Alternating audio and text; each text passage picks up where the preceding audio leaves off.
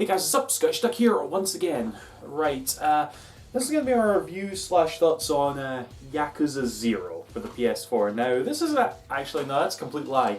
I'm not really going to do a review slash thoughts on this game because I'm going to tell you my thoughts on this game right now. I fucking love it, you know, I adore it to death. People who've been around my channel for a while know that it's no fucking secret that I adore this series to death, you know. But there are some things about it that I can't just want to rant about. I can't just want to talk about why I liked it so much, and other things that I just want to bring to have a little discussion about. Now, I should say right off the bat, spoilers are like heavy here. Not just in like for Yakuza 0, but pretty much for the series as a whole. You know, there's a few things that happened in this game that happened in later Yakuza games that I kind of just want to like talk about the links and stuff while singing the game's praises and shit. But aye. One thing I guess I'll say right off the bat, again, as far as like the Yakuza series goes, we have technically gotten every main series game. Now, there are shitloads of spin-offs. There are the like ancient Japan ones, you know, the ones set in ancient Japan where you play as Kazuma Kiryu as like a samurai or some shit. Those are awesome. There's the two PSP games that we never got, which I've always been gutted about because they look like they could be quite cool. And yeah, there's other like various bits and bobs here and there, like Yakuza Dead Souls or Yakuza of the End in Japan. You know, the zombie game basically. Decent game, you know. But as far as the main series, we have 1, 2, 3, 4, 5, and now 0. It's got a number at the end of it. It's technically a main series game, and as the number implies, this comes before the events of Yakuza 1. This is actually a game that takes place when Kazuma is 20, right? And then just to finish my last point there, I'll quickly go through like the games in the series as I tend to do in these videos, you know. Yakuza 1 and 2, I've always went on that they're kind of like good games, you know, they're not like amazing, you know, they're not the games that like make me love this series for as much as I do. Especially 1. 1 is definitely the worst Yakuza game, in my opinion, and I gotta say, playing Yakuza 0 actually makes me like 1 even less, you know? I'll get to that in a bit, but yeah, 2 was a lot better, you know, faster gameplay, you know, longer story, but 3 is where they really, like, kicked it up a notch, they really did, you know? They got rid of, like, the original author for the first 2 games, who was, like, an award-winning Japanese author for doing Yakuza storylines. But the storyline in Yakuza 3 onwards is like so much better than 1 and 2. At least in my opinion, you know, it's unbelievable how much they like made the story so much more appealing to me. 4 is easily my favourite in the series, you know. And as for 5, I've not like beaten 5 yet. See, it's so weird how perspective like hits you in this sort of aspect, you know, because like one of the biggest reasons, honest to God, cards on the table, I couldn't be arsed with 5 for the longest time was because it was digital only. That just left like a massive bad taste in my mouth that I couldn't quite get past, you know? And, you know, talking about context there, that wasn't really the case with Ace Attorney, you know? I mean, when Ace Attorney 5 came out and was digital only, oh I moaned about it a lot, but it didn't really get in ultimately it didn't get in my way, the way of my enjoyment of the game. Even though I withhold my right to moan constantly. Seriously, Capcom, you should have given us a physical release. God damn it. Same with Spirit of Justice, which came out there. But I just let it get to me so much more with Yakuza 5. I don't know why, I just did. And at the beginning of playing Yakuza 0, I think it might have been because it took me a while to get into this game. I was actually kind of scared for a while there, thinking, what if Yakuza games are like, they're old to me now, you know? That's finally happening with the Tales of games for me, you know? I've played the Tales of series to death, and now the sort of new releases that we keep getting are really like, my interest is just getting so low, basically. So I was scared playing Yakuza 0 that the same thing was happening, but thankfully that's not the case because this game is like, I don't think I'd put it above 3 or 4, but it's quite close, you know. It is seriously so good. And you actually, like I said before, you play as Kazuma Kiryu when he's 20 years old. This is, let me think, 7 years before the events of Yakuza 1. And if you've played Yakuza 1, you know It starts off, then there's a 10-year time jump, then Kiryu is suddenly 37 years old, but here he's 20. And it's you see some familiar faces from the first game. It's actually so weird playing through it when you know what's going to happen to some of these characters. Mainly, of course, Majima Goro, who is also playable in this game. Now, I think it's safe to say that Majima Goro is the second most important figure in the Yakuza. Well, actually, maybe Haruka is. Haruka, Kiryu's like adoptive daughter, whoever she is. But in terms of like playable Yakuza men, definitely Goro Majima is the second most important figure. You know, he was playable in Project Cross Zone 2. He was playable in Dead Souls. He's been in every game. You know, and in this game, he's awesome. You know, this is like, I guess it's like his tale of how he got like crazy, because obviously in the like later games, you know, Mad Dog Majima, he's like a lot more mental, and it's not up until the very end of this game, you know, you can see little bits of being mental throughout his character, but ultimately he keeps a straight face in other situations and has priorities straight and isn't really like giggling all the time. But at the end of the game, they kind of give a little reason as to why he is the way he is, and it was decent, you know. I mean, you could tell that you couldn't really have him being crazy the whole way through the game, for sure. But in terms of storytelling, it was fine, you know. There was like, that's it. See, these are just the little things I want to talk about. One weird thing was that the two of them, despite the fact that the story is completely centered around the both of them, they don't actually meet until the very, very end of the game. And you know they've known each other for a while, judging by like the end of Yakuza 1, you know? And yeah, they just like, it's so weird. They meet each other in the street, and it was actually quite epic because the theme of Yakuza 1 starts playing, and then then Goro goes, "Yo, Kiryu-chan!" And that's something that Goro says, you know, he says it like that in like all the games whenever he's talking to Kazuma. And as soon as I heard that, I was like, yes, because I say that out loud all the time. I didn't realise it until I saw it, but I just like, when talking about Yakuza, I just tend to shout out, Kiryu-chan! You know, it's like, just like Majima, you know, so when I heard him say it, I was like, yes.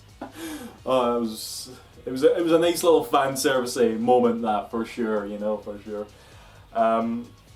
But yeah, Goro is like, I actually think I like Goro more than Kazuma in this particular game, because Kazuma is pretty much just like being Kazuma, you know, he's got his honourable shit that he's got to do.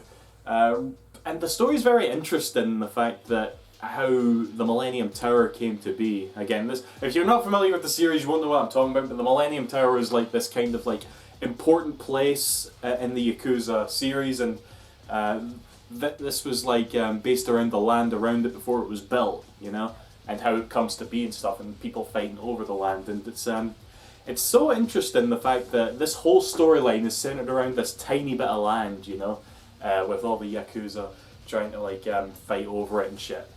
But yeah, like one other thing I really want to talk about was Nishiki. Now, Nishiki is a character from Yakuza 1. We all know him from Yakuza 1.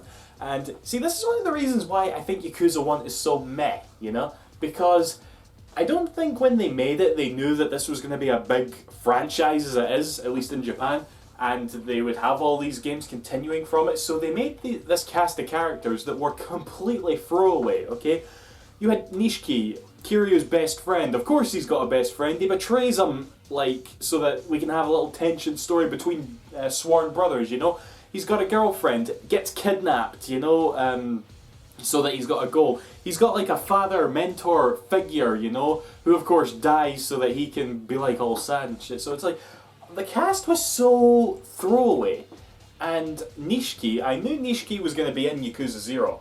And knowing how he turns out in Yakuza 1, I was just like, oh man, please don't.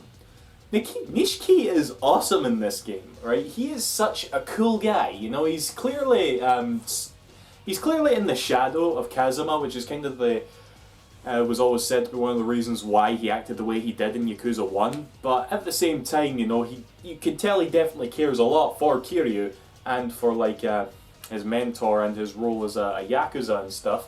And yeah, and right at the very end as well. Okay, I know I've already spoiled so much shit. But Okay, fuck it, I'll say it. At the very end, Kiryu's about to kill the final boss. You know, he's about to like kill him, and one of the sort of running themes around the series is that when you kill someone, that's it. You're in it for life. You know, you can't escape a darkness and stuff. And Kiryu, in a fit of anger, is about to kill the final boss, but Nishiki is actually the one that stops him and says, "Don't do it. You will never get out of that." And then there's a little bit at the very end where Nishiki's like, "Nishiki, I owe you a debt that I don't think I can ever repay." And Nishiki's all a bit awkward about it. And yeah, and when you put that into perspective, the fact that Kazuma at the beginning of Yakuza 1 throws everything he has away for the sake of protecting like this guy Nishiki, I actually buy it so much more now, you know? It's not a fact that, oh, they're sworn brothers, oh, they have to protect each other because they grew up together, because of course they do. It's like, okay, Nishiki, I've seen the history between the two, I buy it now. But that also makes it so sad that Nishiki becomes a baddie. You know, he becomes a baddie in Yakuza 1, and it's like, oh, but I liked him in this, you know? It's like, what are you gonna do? What are you gonna do? See, I'm not really reviewing it, I'm just ranting about random story elements, aren't I? But again, you know, like, all the other, like, really good tropes of Yakuza are here, you know, because the things that I love about this series, you know, is the main character. Kazuma Kiryu is, if he's not my favourite video game character, he is tied for my favourite video game character, okay? He is that good. I really love this character to death, you know? And I love him going on these adventures, kicking the shit out of like lesser Yakuza, and always like enlightening them. You ever notice that? That's something about Kazuma that I love. Whenever he beats the shit out of a really corrupt Yakuza, they always tend to become better people. I guess there's like a sort of Yakuza pride thing that they're trying to portray, that, you know, and that they admire strength so much, and the only way to get through to people and instill them with the same morals and the same like ideals as you do is to beat the shit out of them, you know? That's just something I picked up myself. I don't know if that was the intention or not, but it's what I get for it. And that is why if I ever met Kazuma Kiryu, I would ask him to punch me in the face, okay? So I can have some of that, okay? But yeah, like, as I was saying before, I was actually scared at first that Yakuza was getting like a bit stale for me. And they do some things in here, as they always have to, quite frankly, to make things interesting. For the first time in the series, I think Yakuza 5 was first to like really, because in the first 4 games, Kazuma always had his like punch and kick combo that was pretty much the same throughout the series, and then it changed up a bit in Yakuza 5 from what I played of it. And then with this one, he's got 3 different fighting styles, as does Goro, and you can switch between them on the fly depending on the situations, and I found myself using them quite a bit. Some more than others, but you know, it was a nice little extra layer of strategy to the fights that I appreciated. The combat in Yakuza games is always fun as fuck, you know, I can't get enough of it. It's always just so satisfying to beat the shit out of people. If we are to believe these games, everybody in Japan is like a bipolar dick, you know? They just run up to you. Like, there's this one scene with Majima, he lightly bumps into some guy and he's like thinking hard about stuff, and the guy who's like, you apologize to me, and he just runs up to him, beats him to the ground. It's like, yeah. Maybe that's just what the red light district of Tokyo is like, you know, I don't know, but well, I wouldn't want to move there. It's hard enough in Glasgow, but so, what the fuck point was I making there, you know? I like this game, okay? I like it a lot. I like this series a lot. Honestly, this really makes me want to go back to Yakuza 5, okay? Because I got like halfway through it and I just sort of dropped it. I don't think it's all on the fact that I was just unsatisfied with it being digital only, you know? I think, you know, you just play, you need to play a game in certain games and certain times, if you're not got anything else you're playing. And for me, that was probably the case with Yakuza 5, you know? I wanted to get onto something else, and to be fair, I wasn't liking the story in Yakuza 5 as much as I was liking them in 3 and 4, so maybe that was another, like, I was just too busy comparing it and stuff. Even though there is a lot in Yakuza 5 to really admire compared to the rest of the series. But yeah, I really should get back to that. This summer we're getting a remake of Yakuza 1, and then later, this time next year, we're going to get Yakuza 6. I'll be getting both of those games. Yakuza 6 looks fucking amazing. It's the first game in the series to be built from the ground up for the PS4. It looks unbelievable. And the Yakuza 1 remake, Kiwami, I think that's what it's called. From what I've seen, I watched like the first half hour or something of it, and I did in fact notice that they changed some of the cutscenes. You know, some of the things that happen in the cutscenes are different, so I'm kind of hoping that the little niggles that I have about Yakuza 1 are maybe going to be like touched up upon in this, you know? Like maybe Nishiki's character will progress more naturally from what we see of him in Yakuza 0, as opposed to just being, oh yeah, I'm your childhood friend, boof, betrayed, death. Yeah, it's like, just instead of that. So, that's that then anyway. We'll see anyway. Yeah, play Yakuza 0, okay? You can start from this... Why am I telling you to play Yakuza 0 when I just spoiled all this shit? You only really watched this if you were to the end of the video, so... In that case, I thank you for sitting through my rambling. Yeah, that's landed there. See you after, guys. Thanks for watching. Bye-bye. Yes, Hatugoi.